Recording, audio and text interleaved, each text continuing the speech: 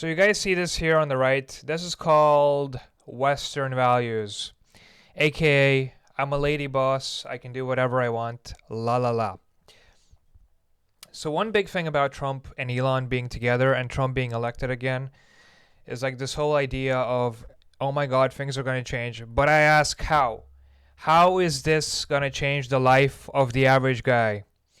Because his family are doing this exact thing. I mean, he married a porn star or a hooker or whatever, 20 years younger. So he is not what what Americans are going to realize in the next couple of years is what the Japanese have realized for the last 70, 80 years is that low immigration does not fix the birth rate issue. Big issue. So what you're seeing here is called women's education. Women in the workforce is what you're seeing here. So I just asked a simple question to Elon and Trump. How is the life of the average guy going to change?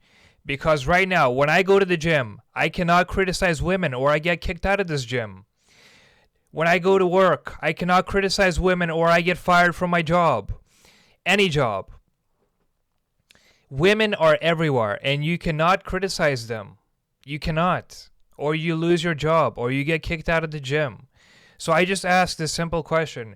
How are you going to bring all of these men that have left the workforce that are basement dwelling like me back to the workforce? Back to normal places like gyms or etc. anything. Because this has been an issue not for the last 10 years. This has been an issue for the last 30, 40 years. This topic.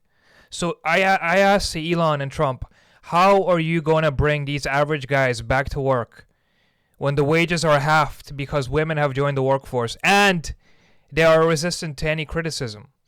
Because if done so, they just leave.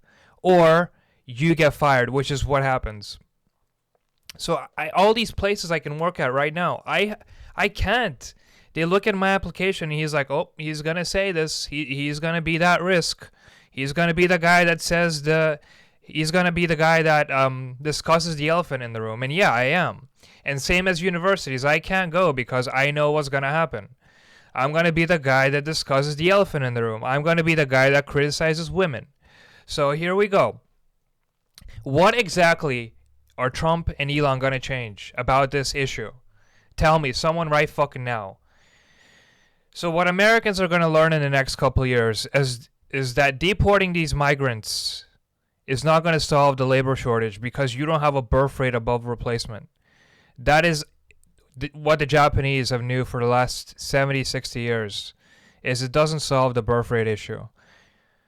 And it doesn't solve whatever this fucking picture is. So proud to be a lady boss. So proud.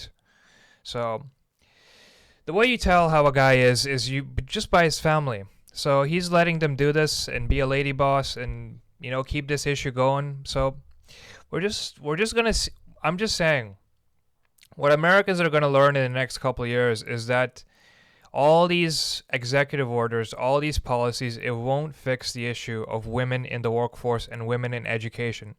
And them also being shielded from criticism. That is what you need to get rid of.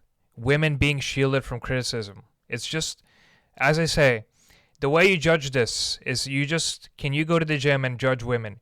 Can you go to your usual workplace and judge women? You can't. You can't. So this issue hasn't changed.